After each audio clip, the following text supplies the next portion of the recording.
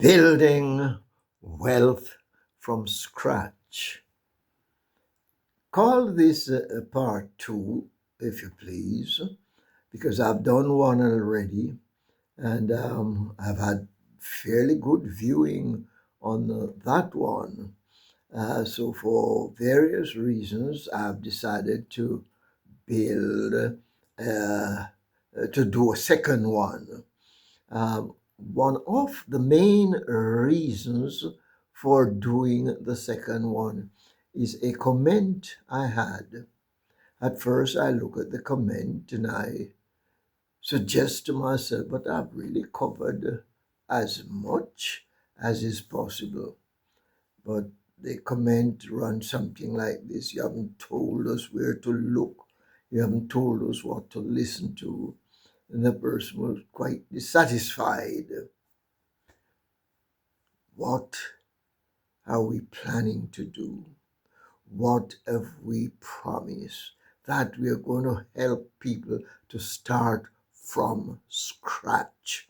I've spent many years in the classroom, and I usually say to my students, when one student get up, make a suggestion, ask a question, or anything, never look at it as foolish. That's a question or the comment of great importance to that student. Try and unravel what the student is looking for. Try and understand the why of the question. And I'm talking about that psychological engagement. Give a listening ear to whatever is offered. So I decide to build a little more because I don't want to leave any behind. You see, there are many who are saying, well, we can't all be rich, we can't all be great. That is true. We will not all of us on planet Earth will become millionaires. Not all of us will be able to reach even a financial state where we can say, yes, I'm fairly comfortable. Even in the land of plenty, you find people languishing behind.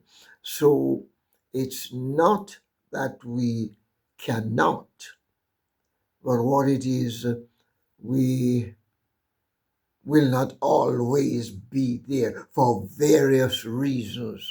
We will, some of us will not get there. It's like anything else.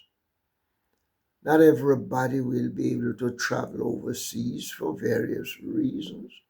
Not everybody will be able to build some sort of inheritance for future generation.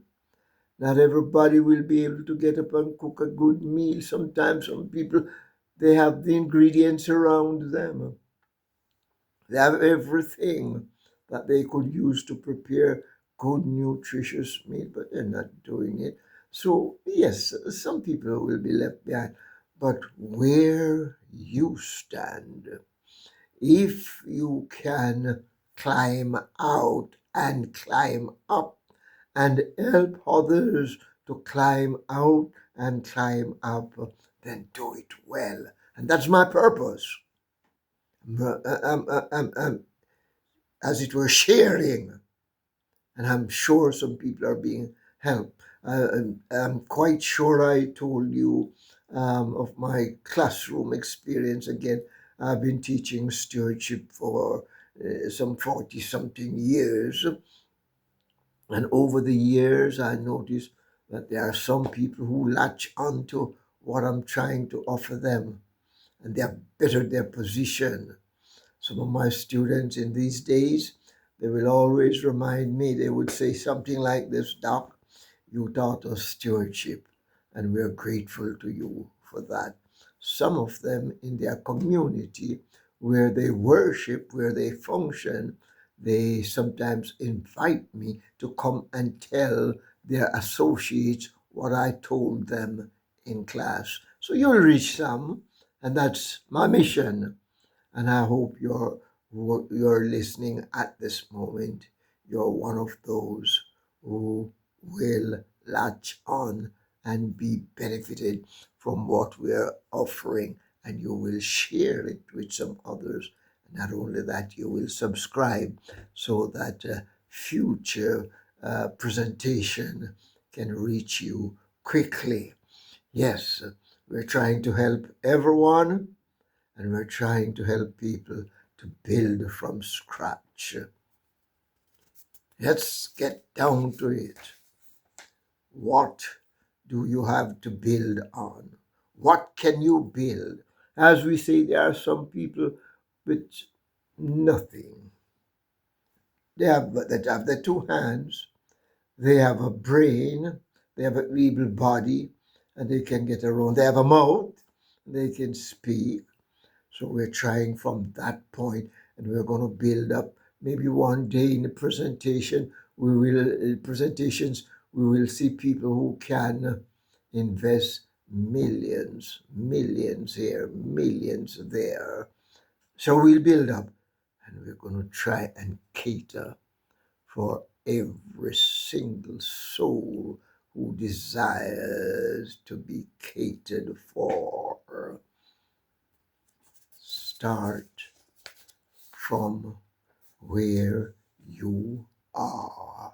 Start with your nothingness. That's a part of the beauty of the creation story, which some of us we miss and we jump over, and we're looking at some of the high flown, nebulous arguments, the dissertation arguments.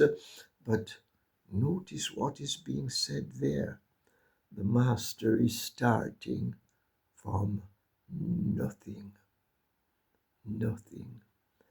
Build a world of wealth, a wealth with everything for people to enjoy. Don't miss that point in the creation story. And so if you have nothing, you are in good company. And so we get down to work. And so we're going to look at some things that you can do, some things that you can begin, some things that you don't have to go home and say, no, well, I have to have $500,000, whether US, sterling, Jamaican, or whatever it is, or you have to have this, have the other. We're going to try and look at starting from scratch. First of all, let's look at gardening. Let's look at gardening. I think I told you the story already. The young man went from Jamaica to the United States of America to perform certain tasks, but when he got there, he discovered that he was not the person that could manage such tasks. And so he looked around, he said, what am I going to do? I have created some debt that I have to pay up when I get back. If I just get my return ticket and get home, I'll be in great trouble. So he looked around, he went down the street, wherever that was, and he noticed that there was this garden in comparison to the other gardens around, badly needs some care, badly needs some building up. He summoned up his courage, and he went in and he knocked, and the man invited him in, and he told him what his mission was. Notice that your garden need a little tidying up and so on and so on, and I'm available. And so, go ahead. And so he fixed that garden. He fixed the garden so well. Mark you, 2 hands, head and body, able body. So he get there. He didn't have a buy tool because the man had gardening tool. Maybe he was senior citizen now and couldn't do it for himself. So the young man tidied his garden, fixed his garden, had some nice layout. Others passing by would like theirs to be done as well. The young man told me that for the whole summer he was busily occupied. When he finished the summer, he had enough money to pay his school fee, pay his sister's school fee, pay up debt that was hanging around him, and he had some money in his pocket. That was gardening. I don't know where you live. Maybe you live in big city where there are high-rising flats around you and all fortified places that with no garden, so that wouldn't be appealing to you. So no, we can't with one uh, offer cover everybody. So you look for where you can fit in. Those who are in areas uh, and can see gardening as a possibility, then do it. You know, I lived in a place in England. When I got into that house, the person who placed me there, the agent who placed me there, he challenged me. He said, "No, do not touch the garden. Walk through carefully. Do not touch the garden." The owner of the house was overseas working, and he paid a gardener to come in every week and look after his garden. It's a pride and joy of his life. So it was something for me. For the whole time we live at that place, my family, we didn't have to do any gardening, and the garden was nice and beautiful around us. That was gardening. Yours might not be something on that level, but just about everywhere I've gone, everywhere I spend some times, I notice that there are people with gardens, and there are always those who would like somebody to come in and help them, maybe for a day, maybe for a week, maybe something ongoing. So if you love gardening and you feel you don't have to have any special skills for gardening, all you have to do is to have some little thinking how to lay out that patch, how to lay out that patch, how to lay out that patch, how to keep the grass low, and so on and so on. So gardening is a possibility. And whatever you do, take with you honesty, truthfulness, precision, and a joyful heart. And you will find that it will grow.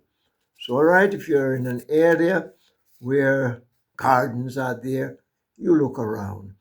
Even some of the nice, lovely gardens, sometimes the owners need a little help. They need to have somebody tending the garden. And some of them, as I mentioned in that man's case, when they travel overseas, they want somebody to care for the garden because when they get back, they want to find it nice and neat. Gardening, and you are being blessed too. You're out in the fresh air working and you're getting some money. And when you do get that money, whatever it is, small or big, put aside a percentage. Now, this is where the challenge is. Open an account somewhere, some building society, sorry, some bank or some place, get an account going and that is your investment money. Don't use it for any other purpose until the day when you build up sufficiently to invest in a bigger way. Start with your gardening. Then I look at child minding, looking after people's children. Now, when I was at university in America, I noticed that quite a number of people, what they do is to link themselves with somebody with children. Sometimes the children, they would come in from school, parents are still at work, they look after those children. Sometimes the people, they're busy during the day, but they don't want to take them to the nursery or daycare, whatever you may call it. They want somebody to stay in the house with them. Various reasons. Um, Child minding is a big business. Now, if you're going to take that on a big scale, you will have to get some license and some clearance from police department and so on. But there are always, I remember when my boy was only about 4 and I had to go to work, mommy had to go to work, then we would have somebody pick him up at school, take him to the house, stay with him until we get there. That is still available. For some of these, you may need to have a little training, and that is very, very important so that you can build up your quality service.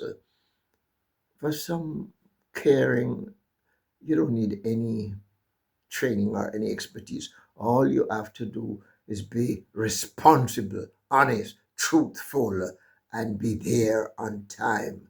People love their children. That's why they put you there in their house. Don't take up their things, push in your pocket, and all like that. Just care for the child, nurture the child. There's plenty of scope in that. Some have handicapped children or children who are being challenged physically, mentally, or otherwise, and they want somebody to sit in with their children. The scope for that anywhere you go is endless, it's plentiful. You can do it too. You can be a child minder, and the children learn to love you and respect you. That's in itself is great investment. You're investing the qualities of your life in such project. Somebody will remember it years down the path. So that's an area you can work with. Then we move from the children to the elderly, caring for the elderly.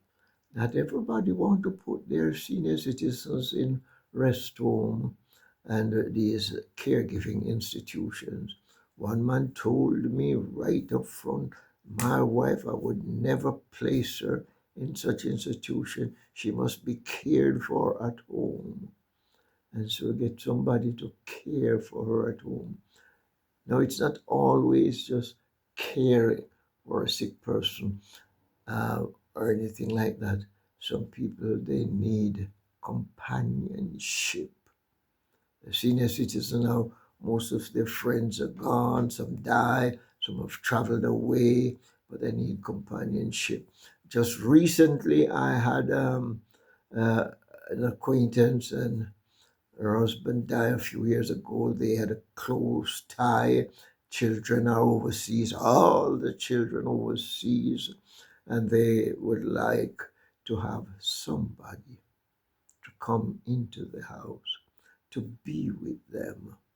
Now, this is one of the most lucrative area you can think of. I have seen individuals. They don't just pay you for what you have done. When they find somebody honest, truthful, upright, they reward them plentifully. They let them have food. Sometimes they have a place to rest freely. And then when they're going out, passing off from life, those people are written in their wills. Yes, you can be blessed plentifully, caring sincerely for the elderly. One man told me a very good story some years ago. He used to do it for free, care for this elderly lady. He would go over, make sure she's got food, she's got things in her fridge, garden is tidy, uh, various things he would do just for free and just for the joy of doing it. But you're going to do it for some pay because you're starting a business. But he told me that when the old lady passed off, he had quite a bit of things. He had a set of um, commentary books. He had some kitchen utensil and various other things. But listen to this now, where he could have been so much better off. He discovered very shortly that some others moved into the house. When he checked it out, the son who would pop by sometimes told him, we sold the house. So he asked him, couldn't you sell me? The son said, we didn't know that you had interest. We didn't know that you would buy it. We are so sorry because you would be the first to have mom's house. And believe you me, they would have given him for a reasonable price. Just buy it. You would have already been making some profit. Caring for the elderly. Again, this you may have to do some training and some registration, and they're making it much more difficult now, not because the government and the police department and family, not because they are mean, but because some of the caregivers are mean and some are downright thieves. And so now they have to vet people before they let them in to care for their elderly relatives. And you better do that because some people are very awful. Some people took a young lady into their house to help with the cleaning and what have you. When they realized it, much of their stuff had disappeared. That's just what she was coming for. So now the demand now that you have some recommendation, some little training and all and so on. And this takes us into another area. I've just been talking to somebody recently, and I'm saying to the person, agency. Now we're talking about child mining, care for the elderly. Over the years, I discovered that you have some people, one woman, she was going, and as she was on the bus, she heard one say to the other, I can't get anybody to look after my child. And when I do get somebody, I can't even trust them. And the other say, I have the same problem. The woman, that's what I talk about now, the listening and the seeing. The woman said, all right, I'm going to fix that. And she started an agency where she would invite young ladies, mainly a few young men, to come in, and she developed training skills that she had never knew she had before. And so she would train them, give them some sort of training, and he would place them. So you're going to do some advertisement now. You have young ladies that can be trusted, and you are carrying a bulk of the responsibility um, to make sure those you place are nicely cared nice, caring people. And so people, when you have that agency, people can say, yes, so and so when she plays somebody. I went to my brother in Canada and I noticed that he was at the time getting fairly sickly. But the agents would send some people to look after him. And believe you me, he was always pleased with those caregivers, those helpers.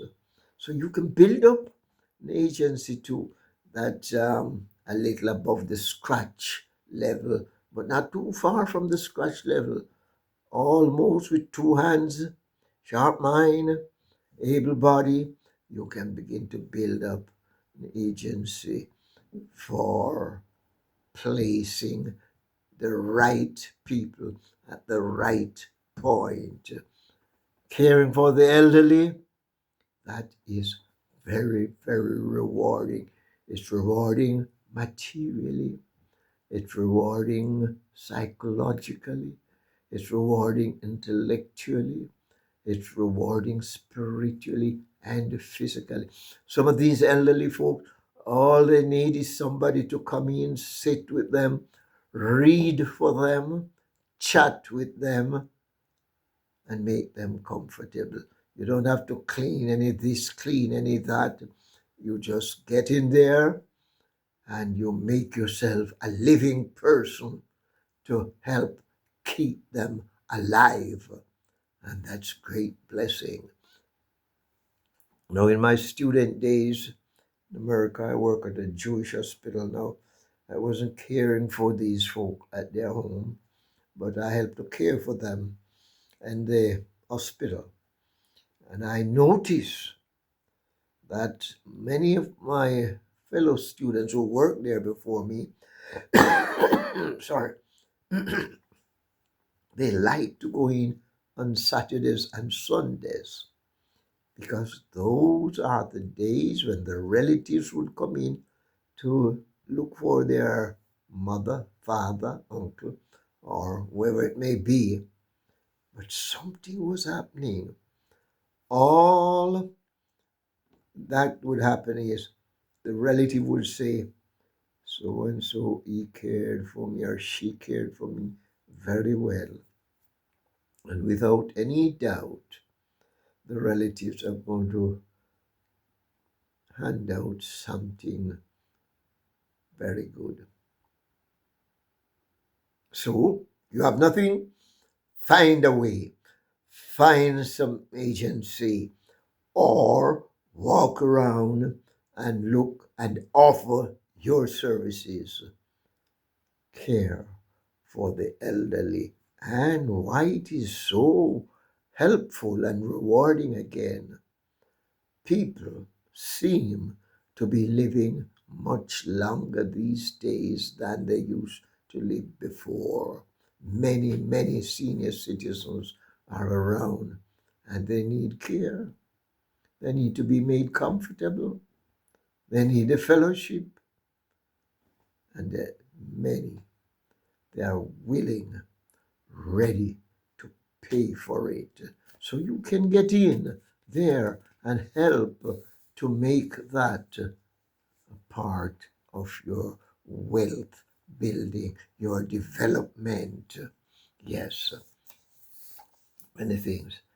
Caring for the elderly and so on.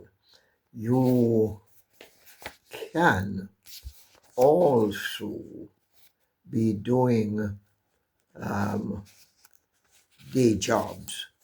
Let's say you have nothing to work with, nothing to work with.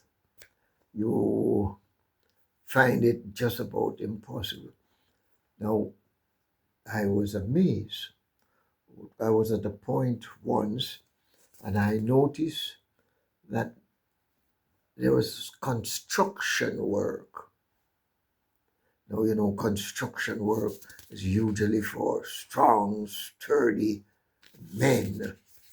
But I noticed that women would come around and offer to cook for the men who are hard at work. And some would even move beyond that and decide that they can get out there and help with the work that's going on. And so they're getting fairly good pay. And they're having fellowship with those around them. Um, that's a possibility. And that's where some of us are going to excel because we have nothing to start with. So you get out there and you find a day's work here, find a day's work there, and you give attention to that. Know the skills you have, know what is in you, know what is in there, know what this can do, and don't underestimate your strength and your skills because within most of us, the whole idea is to set ourselves to do something. And when we set ourselves to do that something, we can do it very well. And once you do it very well, there will be somebody around. You know, I've had quite a few people coming to help me in my garden, and there is hardly ever a time when they work in my garden that some of the neighbors not trying to get those such person. And some of them have gone from my garden to work on their gardens too. Hmm. Once you do your job very well, whatever it is, it will be accepted by those you're working for and by those around. And you will be promoted. That's the beauty of it. You'll be rewarded and you will be promoted. So I said to one young man, I said, no, you don't have to just do all the work by yourself. Get a number of such projects and get some other people to work with and for you.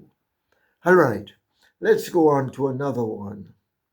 Looking after people's pets and household when they are away. We have had to do it. We had one lady, she used to help us otherwise, but when we are away, she takes charge of the house. She takes charge of the pets and she look after them, feed them, and keep them going. And she build a nice relationship. My wife, even now she doesn't work for us, my wife is always calling her up and extending a helping hand. Do your work well. To get in a person's house, to care for that house for 4 weeks, 6 weeks, big responsibility. And those who see it as such, they will reward you very well, bringing something from overseas for you, paying you. And when they go again, you will be there. And they will tell their neighbors around you. Sometimes some of us, we hardly need to go further than that. We can make that to a full-time job, caring for pets and household. I met a young man once, and those people, they had children and what have you in England, and they had a nice property out here. And if he had played his card right, much of what was here would be his. He could go on that property and he could reap the fruit, and just about everything was his. But unfortunately, he didn't play his card the right way. And so they had to dismiss him. And I'm quite sure dismissing him, they went and they get somebody else. Caring for people's pets is very much like caring for their children. Caring for people's household is very much like caring for them and caring for their children. And when they return and find the house clean and spotless, you are part of the family. So, all right, we're going along and we're looking at things you can do from scratch, some things that you don't need college degrees and college certificates to do. As we say, yes, you may have to go along and get some little training and you'll have to get some police clearance because of the age in which we live. So, um, yes, but all of that, so not very difficult, not very hard. Once you're honest, upright, and truthful, all of that can fall in place. So you can start from scratch and you can build up. And what did we say? Whatever you get, whatever they offer you, always take out your investment money and watch that grow. When it grows to a sizable fund, you can begin to buy stocks and shares. We will get to that sometime. You can begin to invest in real estate. A man told me that years ago. Now, this man, I'm sure I told you this story before. This man, he really put my intellect to the test. Man said, I don't owe debt. I don't credit. I said, you must have credited something somewhere. He said, no, I don't owe debt. I just work with what I have. The man was living in a nice 4-bedroom house. Wife was gone, pass off, children grow up, and he was there in a nice big house by himself. And I want to challenge him now. I said, I'm sure you did take a mortgage for that house. He said, no, sir, I didn't take any mortgage. I paid cash for that house. And he told me that his starting point didn't have any land of his own. He was doing day labor on a woman's property. But he noticed that there was some lush grass in some corner of the property. And he asked the woman to allow him to rear a couple of kids, goat kids, on the property. The woman said, God, that's what is it? Go right ahead. So that was his starting point. That was his starting point. And he had a philosophy to work with. He had a purpose in life. He had goals. And he would work, but at the same a kid, you don't have to look at them 24/7. You get them out there and they eat and eat and eat, and you go and you collect them and you make sure they're all right and so on.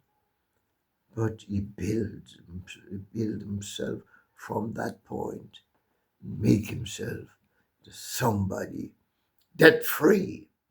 So you can do it too. Then I discover something in England and in America, not so much in Jamaica, but it can happen in Jamaica and it can happen in other places. There are those who look for things that others are throwing away. They're throwing it away, but it's still valuable. Everything is valuable if you can find the right buyers, the right takers. I met a woman in London. At that time, I was doing trust services and so on for my church. I went to her place and it was nicely furnished. When you look at the furnitures, you say, boy, these are expensive furniture. No, I didn't ask her. She was the one who challenged my mind. She said, no, You see these furnitures, how much you think I pay for them?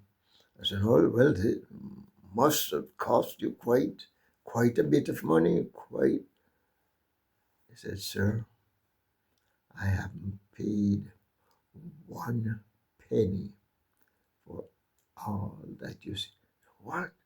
How you get them? You didn't beg? No, no, I didn't beg anything. I didn't steal anything.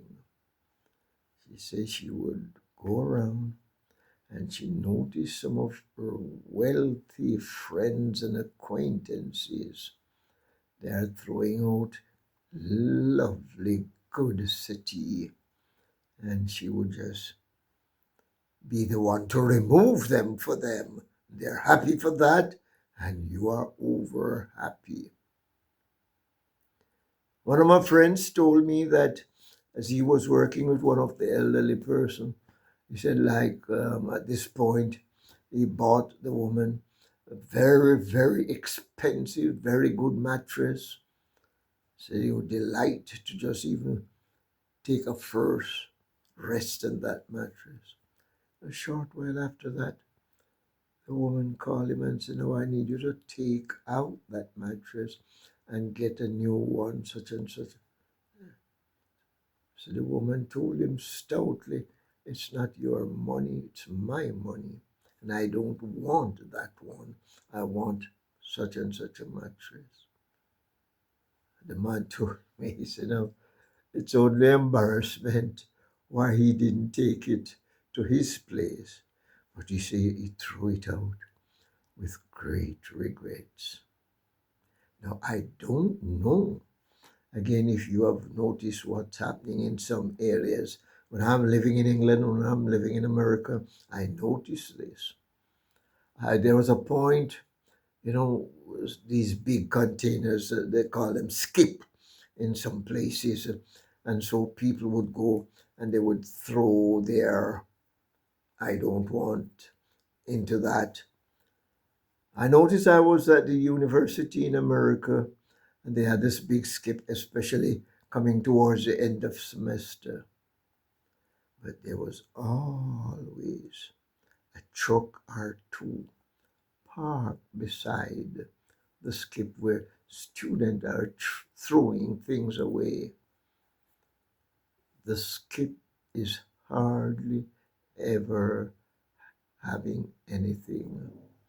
As soon as they put in, let's say this evening, busy evening, everybody cleaning out, by daylight to 9 o'clock in the morning, that skip would be empty.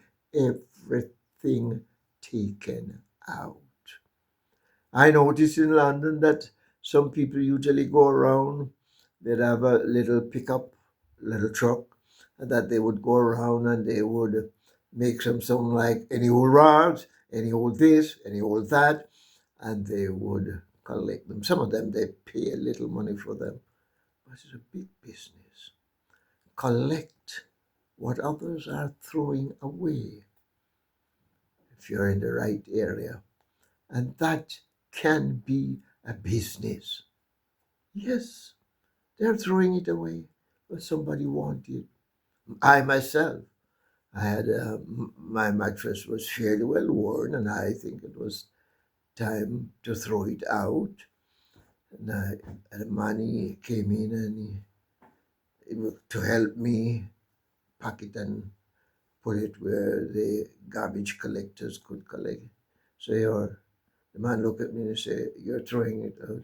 I said, yeah, yeah. I said, all right. So, I'll take it away. I'll take it away. Hmm? Open eyes, open ears. You look around, they are throwing it out, but it can be of use to somebody somewhere. My friend showed me a very nice knife. A very useful piece of tool. Use it in his kitchen, use it in his garden, and it was a sort of treasure to him. And he looked at me and he said, now, you know where I get this, I said, no, you must have bought it in some sophisticated place. He said, no, no, no. So I went to a camp meeting, and what some others throw out, I noticed this lovely knife was thrown out for those collecting garbage to collect. I said, no, I couldn't let this go. And he took it. Valuable to him, serving a great purpose. Look for what others are throwing out. I heard the story of a young man, got near meeting him, but we never get in contact. He built himself a nice business by getting around from newspaper to old clothing, to old utensil. He said, "Now, if whatever you're throwing out, please let me have it." And he built himself a nice little business. Start from there. You see, wherever you are, there is something for you to do. There's something for you to latch into. There's something for you to be doing to benefit humanity. You're helping people to get rid of that which they do not want, while you're helping some people to get what is helpful and meaningful to them. The same thing taken from there is the same thing you're placing there. So, yes, look for what people are throwing away. Now, I get on to another point. When I was at university teaching stewardship, my students would always have to do a project for me by telling me, do a business plan around something that they could do. As I would say to them, maybe you will not need that plan, but because you're going out to work with people, you can help them to build something. And my students, they usually take delight in doing that project for me. I noticed that quite a number of my students would always start with car wash. Now, in some areas, when I live in England, they have these sophisticated machines that you drive in, turn up your windows, and you get in, and your car is nicely washed. In some other places, it's not so. You have to do the manual thing. Still, I have seen it. One of my students, he set himself, he was low on funds, he set himself on campus, and he built himself a nice car wash business. It can still be done. Some of my friends, I was listening to a few of my friends not too long ago, and they were talking about finding a place. This is in Jamaica now, to wash their car. They say, you go to such and such a place, it's crowded, it's always a long line, and you wait a long time before you get your car wash. And this one said, I tried that place. And because I'm in a rush, I'm busy. Sometimes I have to be driving dirty car. So my students were not wrong. Car wash can be a good business for those who can wash car. See, some they stay by the roadside and they wipe windscreen and clean it, and they get a few penny. They manage to get something. But yeah, car wash. And then another one, find something to sell. You say, no, well, all right, I don't have anything. My two hands, my functioning head. But let me tell you, people can always find something to sell. Man told me a story. This man was a farmer, and you grow quite a lot of things. You can only eat so much. He was not the type of person to take it out to market or even call neighbor and say, give away some.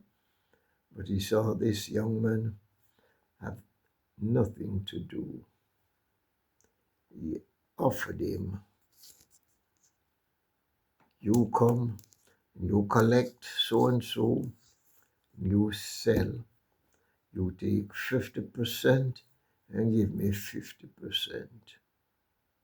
It still exists. When I was in London again, I noticed that they had this, you call it magazine or journal called The Big Issue. Open your eyes and open your ears, and people will give you things to sell, and you can make a good living from that. So, I've given you quite a bit for the day.